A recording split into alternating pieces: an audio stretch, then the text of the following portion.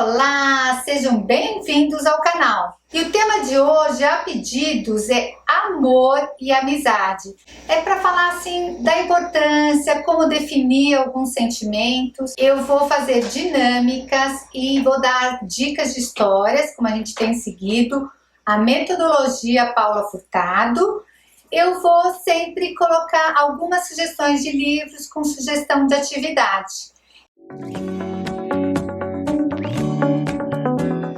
Quem ainda não se inscreveu, aproveite agora e aperte no botão de inscreva-se e depois clique no sininho para ativar todas as notificações.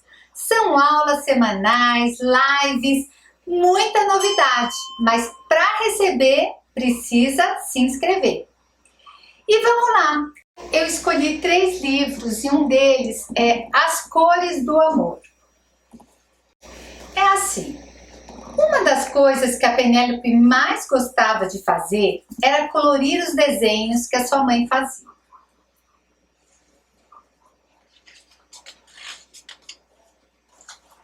A mãe de Penélope era uma grande artista, porque sabia pintar quadros muito bonitos e porque era grande mesmo. Ela era tão alta que a menina precisava subir num banquinho para puxar a mãe pela camisa e pedir mais uma vez: "Mamãe, faz um desenho para mim?"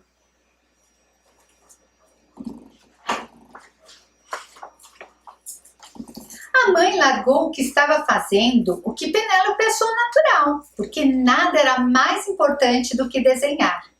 Pegou a filha no colo e perguntou que desenho ela queria desta vez. De manhã, ela tinha feito uma girafa que Penélope pintou de forma muito linda, com pelo cor-de-rosa, as manchas azuis e a cor de abóbora. Ela achou muita graça quando a mãe falou: "A girafa é um bicho muito elegante."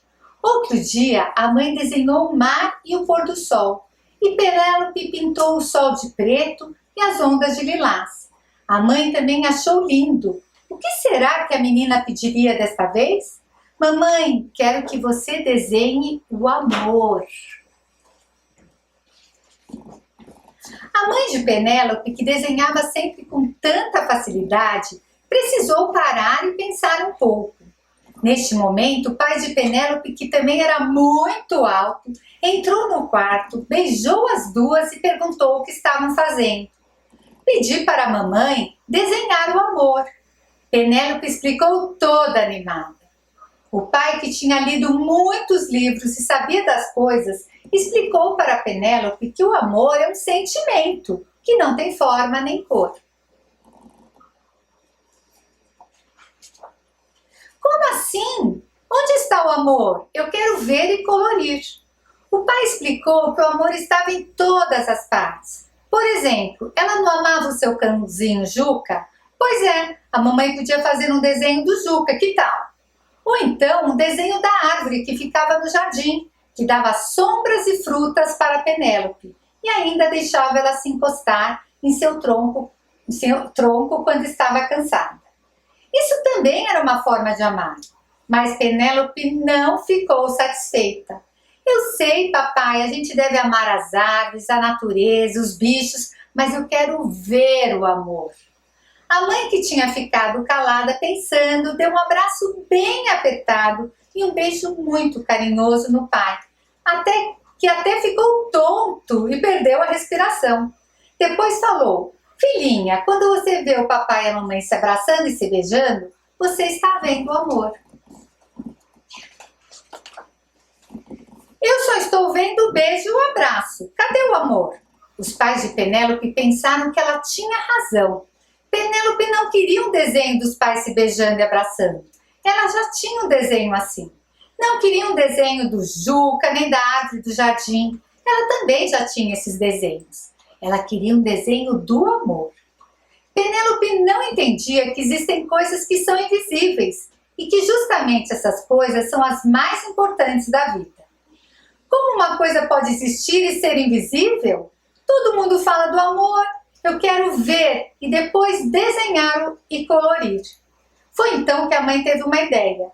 Disse alguma coisa no ouvido do pai e os dois saíram do quarto. Será que eles vão trazer o amor para eu ver? Pensou Penélope.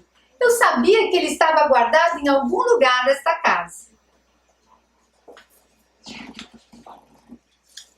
Mas os dois voltaram com um espelho. Foi a mãe que falou: Penélope, o amor é mesmo invisível, mas você pode enxergar o amor da mamãe e do papai se olhando no espelho, porque uma criança é o amor quando ele se torna visível. Penélope se olhou no espelho e entendeu. Pediu então para a mamãe fazer um desenho dela e depois coloriu de forma muito linda, como sempre. Ela usou todos os lápis de cor, fez um olho azul e outro rosa, os cabelos verdes, a cara vermelha. Foi o desenho mais colorido que já fizeram do amor. Esse livro, eu gosto muito de falar do amor por si mesmo, né? O amor próprio. Essa coisa de uma autoestima alta, né? E aí, o que eu costumo fazer é, depois que eu leio esse livro, eu peço para eles se desenharem e escrever 5 coisas que mais amam neles mesmos, que pode ser tanto características físicas como emocionais. Então é muito bacana, porque assim, a criançada costuma, ou as pessoas, né, geralmente, elas costumam mais perceber os defeitos do que as qualidades. E aqui eu foco só naquilo que eles podem amar deles mesmos. E outra atividade que eu costumo fazer é para eles desenharem também. Se o amor fosse algo, ou fosse algum sentimento, o que eles desenhariam? Então, às vezes eles desenham o cachorrinho, às vezes desenham os pais, a escola, os amigos, mas para eles perceberem que mesmo um sentimento pode ser representado, né? Quanto mais a gente nomear isso, melhor. Mas eu sempre começo pelo amor próprio, que é muito importante. Então, cada vez crianças, adolescentes mais inseguros, né? Aquela coisa de sempre ter um modelo, principalmente nas redes sociais. Eu sempre quero alcançar aquilo, eu nunca estou satisfeita com o que eu tenho. E eu não aprender, para começar a aprender a valorizar as suas próprias qualidades. O segundo livro, ele chama Infinito, é da editora Cáliz. Naquele dia, Cláudia chegou triste da escola, muito triste. Mas Cláudia, o que aconteceu? Perguntou a mãe ao vê-la tão desanimada. Nada, mãe, não tem importância. Vamos para a praia que hoje é dia de folga do papai e temos que aproveitar. Assim, Cláudia, mamãe e papai foram rumo à praia. Ao chegarem, estenderam a toalha, montaram o guarda-sol e colocaram um montão de brinquedos na areia. Tudo estava pronto para passar uma grande tarde. Mas Cláudia, em vez de brincar com o balde e a pá, ou dar uns mergulhos e furar as ondas, permanecia sentada, olhando o mar. Algo estranho estava acontecendo, pensaram os pais. Cláudia, minha filha, disse seu pai, o que aconteceu na escola? Você brigou com alguém, não quer contar? Não é nada, papai. É que na escola me explicaram que tem um número que se chama infinito. Todos os alunos entenderam o que significa, mas eu não tenho a menor ideia, é muito difícil. Entendo que, por exemplo, eu sou uma menina, uma única menina, ainda que eu seja pequena, sou tão um quanto o gigante de uma história. E assim ela vai explicando os números, olha. Também entendo o que é o 2, você e a mamãe são 2, um casal. E mesmo quando são 2 pais e 2 mães, continuam sendo 2. Há muito tempo que sei o que é o 3. Se somarmos você e eu, somos 3. Vocês e eu somos 3. Gosto quando somos 3 porque temos mais coisas divertidas para brincar e mais assuntos para falar. E depois vem o 4. Por exemplo, as 4 paredes exteriores da casa são 4 paredes. E mesmo que possam ser mais altas, mais baixas, de cimento ou de madeira, a soma sempre resulta em 4 e formam um lar.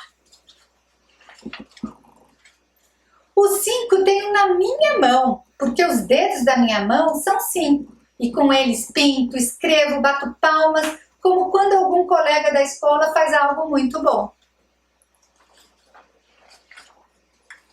E logo vem os outros, 6, 7, 8, 9, 10, mas infinito? Como saber o que é infinito? Papai e mamãe chegaram mais perto de Cláudia. Existem números que são muito grandes, Cláudia, e nem os adultos conseguem contá-los.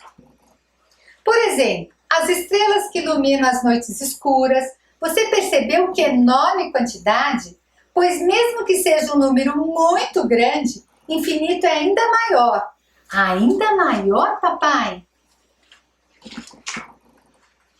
Filha, já parou para observar os grãos de areia que estão em toda a praia? Comentou a mamãe. Pegando um punhado na mão, imagine como seria juntar todos os grãos de areia de todas as praias do mundo. Nossa, que montão! Isso seria infinito? Perguntou Cláudia, acreditando que tinha encontrado a solução. Não, Cláudia, infinito seria ainda muito maior. Cláudia baixou a cabeça, respirou fundo e voltou a ficar triste. Por mais que tentasse, não era capaz de entender o infinito. Anime-se, Cláudia, há muitas formas de saber o que é infinito. Ah, é? Como? Perguntou Cláudia, sem acreditar muito naquilo. Porque as coisas mais bonitas são infinitas e não precisa contá-las de uma só vez. Por exemplo, a alegria que sentimos ao despertar e ver vocês em sua cama, essa alegria é infinita. Ou quando vamos visitar a vovó e você entra pela porta, a cara de felicidade que aparece nela também é infinita.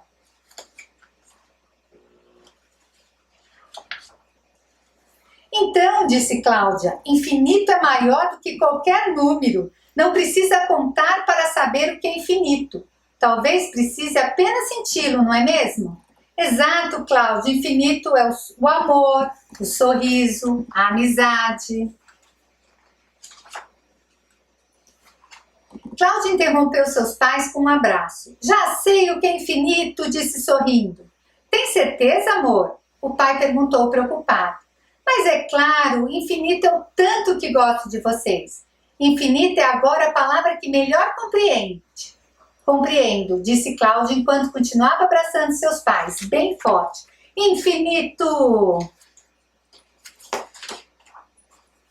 E assim, enquanto a noite começava a abrir caminho, Cláudia, papai e mamãe ficaram sentados observando as primeiras estrelas do céu, escutando as numerosas ondas do mar, tocando os milhares de grãos de areia e sentindo o infinito em seus corações.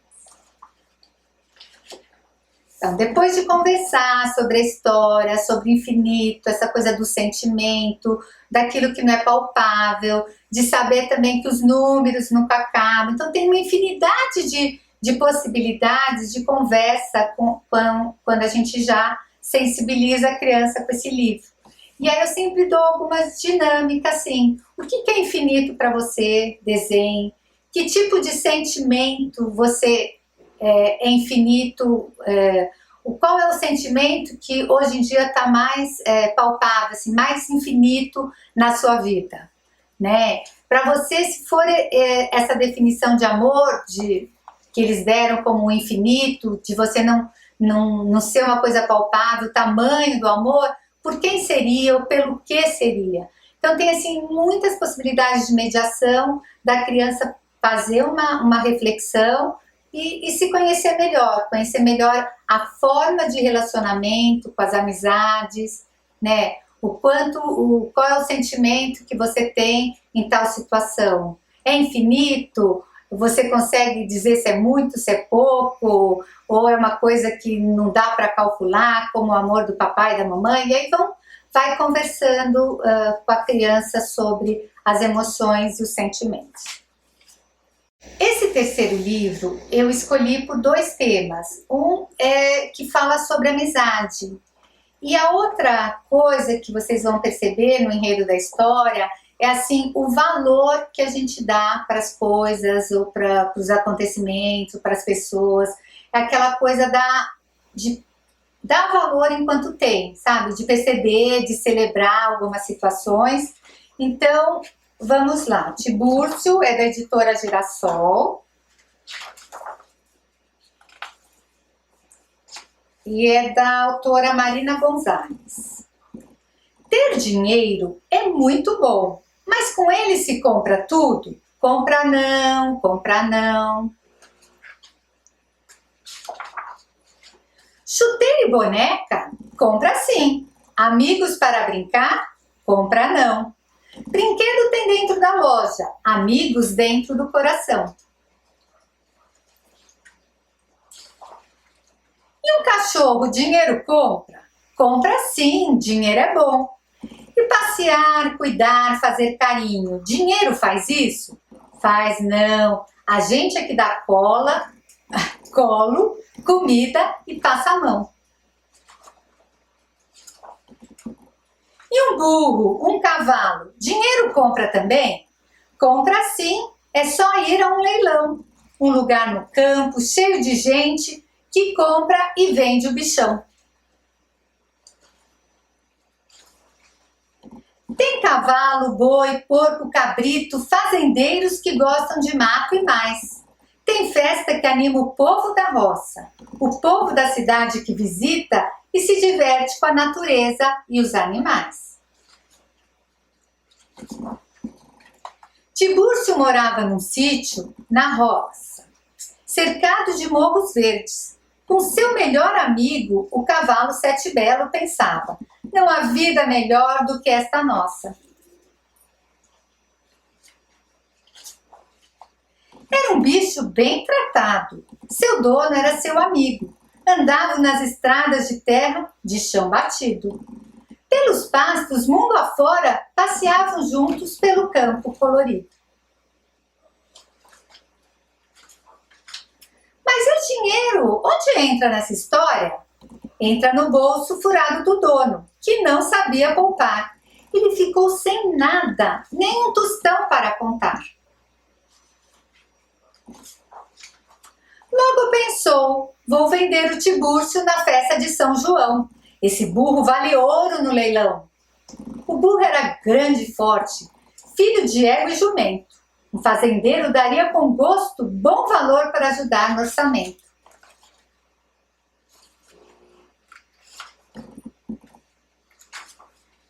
E lá se foram para o leilão, Tibúrcio e seu dono orgulhoso. A plateia admirava o burrão, dando lances de montão.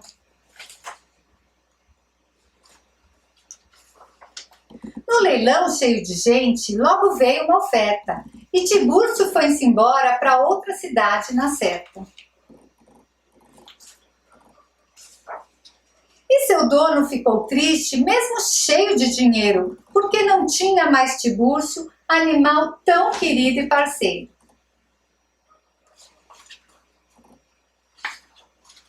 Mas o dinheiro não é bom? Sim, dinheiro é bom, mas às vezes não traz felicidade, só satisfação. E quando se viu tão sozinho, sem Tibúrcio para cavalgar, pela estrada de terra, seu dono saiu a procurar.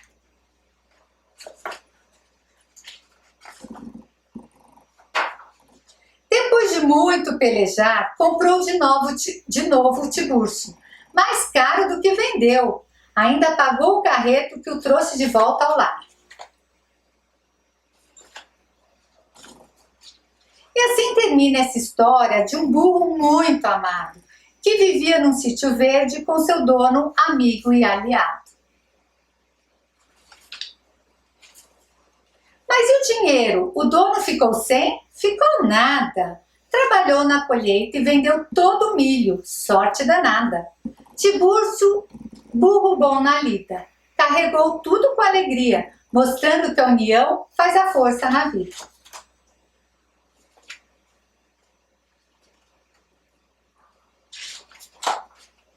O sitiante ganhou dinheiro e aprendeu a poupar. Ficou com Tibúrcio, amigo que vale ouro, porque dos dois soube cuidar. Tudo pode ser bom quando a gente tem cuidado. Cuidar do dinheiro que vai e vem, cuidar das pessoas, amigos e animais que a gente quer bem.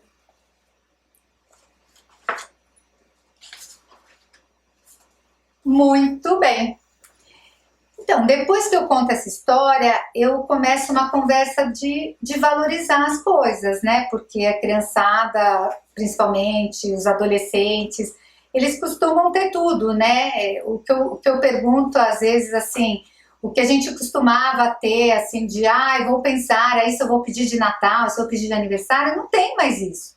Eles nem sabem o que vão pedir, né? Porque tudo eles sabem, saiu o iPhone, já tem, saiu o brinquedo, já tem. Então, até eu converso muito isso com os pais, porque cria a ansiedade, né? Eles não têm aquele treino de eu vou esperar por tal data, eu vou juntar o meu dinheirinho para comprar. Então, eles terminam não valorizando aquilo que eles têm.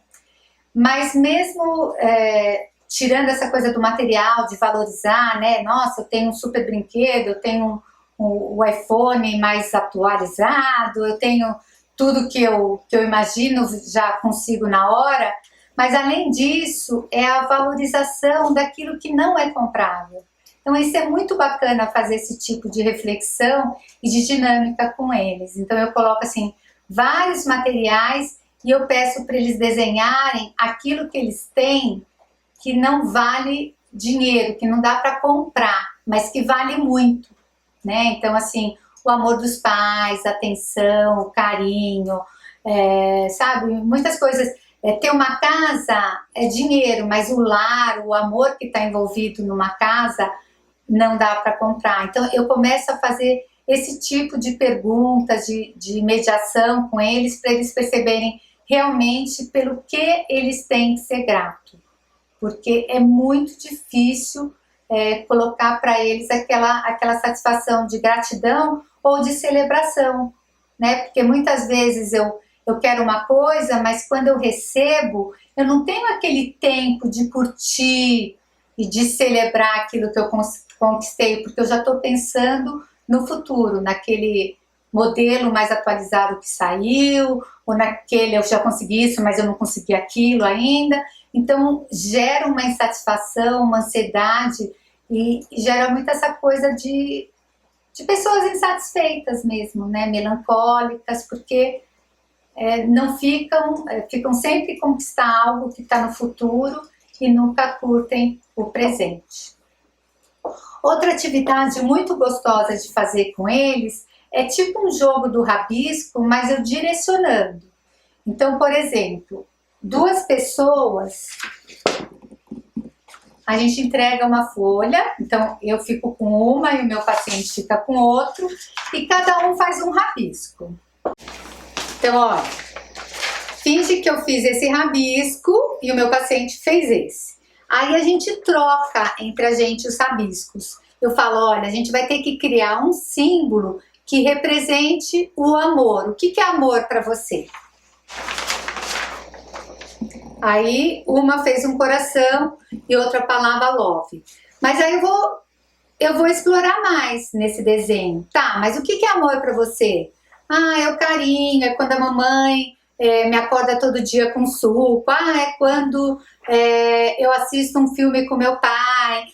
Quando me deixam escolher para onde que a gente vai sair, sabe?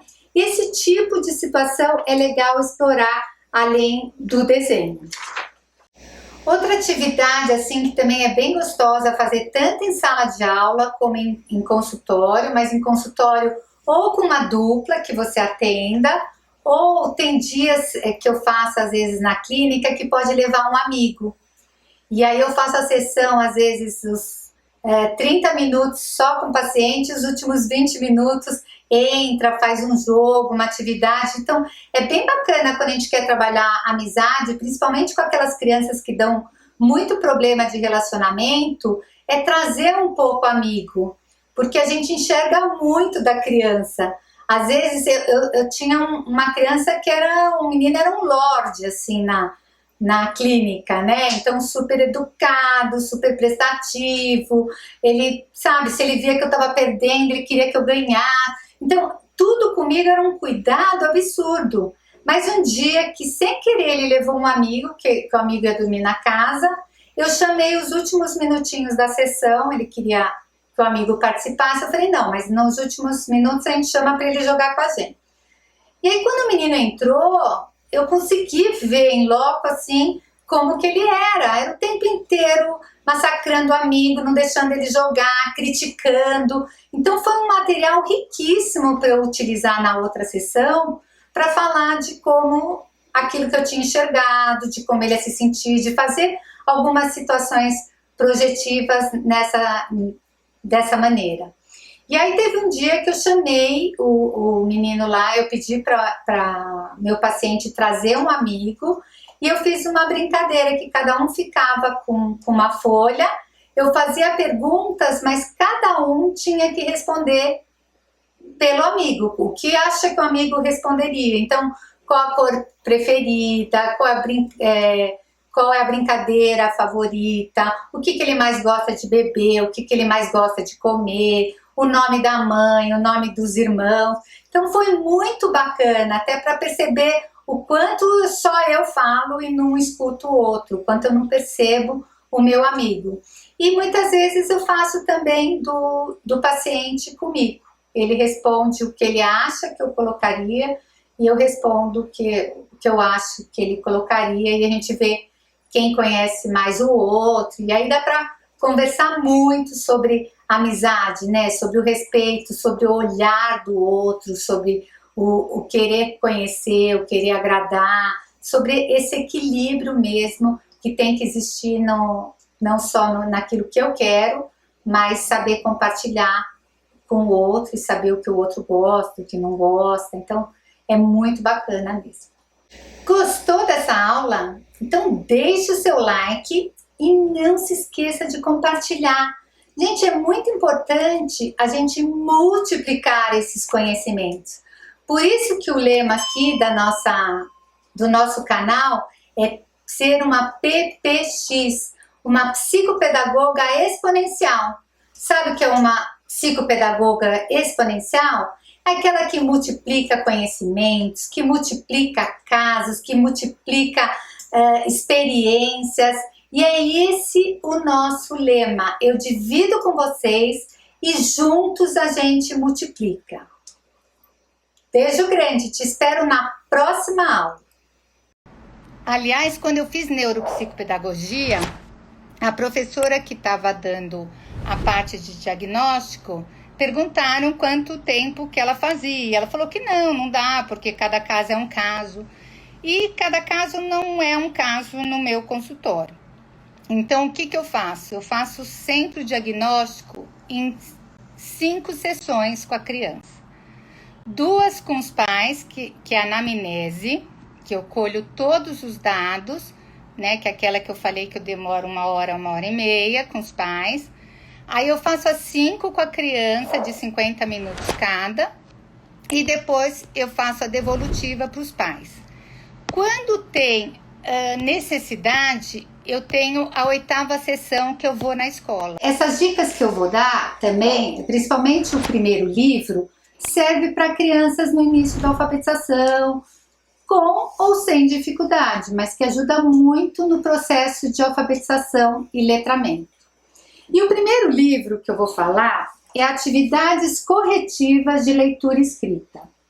Eu vou contar um pouco de como eu costumo fazer no consultório. Quando tem uma criança que tem essa dificuldade, eu compro um livro só para ela e aí eu começo a mesclar. Porque principalmente o disléxico tem inúmeras trocas, tanto na parte visual como na parte sonora. E para acelerar o processo, porque enquanto a criança não consegue ser alfabetizada, não consegue ler corretamente, ela não deslancha em nenhuma matéria. Então, o que eu combino com a casa ou com a escola, já tiveram muitas escolas que eu combinei da criança fazer no horário do reforço.